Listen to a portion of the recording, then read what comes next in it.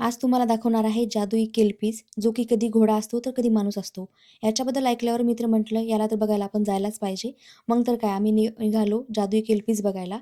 आणि माझ्या मते तर एवढे किडे आहेत, फोटो काढायचे आहेत म्हणून 2 डिग्री टेम्परेचरमध्ये पण मी वन पीस घालून आली आहे. बरंच ट्रॅव्हल करून आम्ही पोहोचलो डेस्टिनेशनवर आणि ते आहे जादुई केलपीस. आणि दुरून पण एवढे सुंदर दिसत होते ना ते, मला त्याला बघायची अजून जास्तच एक्साइटमेंट वाढली. खूप जास्त थंडी होती, माझे हात तर एकदम गारटले होते. एवढ्या थंडीमध्ये म्हटलं चला आता कॉफी तर घ्यावीच लागते. अगोदर आम्ही कॉफी घेतली, नंतर म्हटलं एक्सप्लोर करूया आपण. तर हे आहेत केलपीस, जे दिसायला खूपच भव्य आणि अट्रॅक्टिव्ह आहेत. आणि हे म्हणे पाण्यामध्ये राहतात आणि हे लोकांना पाण्याजवळ आकर्षित करतात. आणि जेव्हा कोणी त्याच्या पाठीवर बसायचा प्रयत्न केला, तर ते त्याला पाण्यात खेचतात.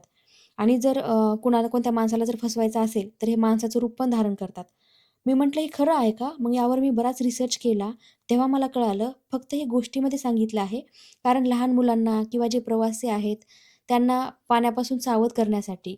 म्हणजे इकडे लोकांना घाबरवण्यासाठी, लहान मुलांना घाबरवण्यासाठी घोड्यांच्या गोष्टी सांगितल्या जातात आणि आपल्या इकडे हाकामारीच्या सांगितल्या जातात.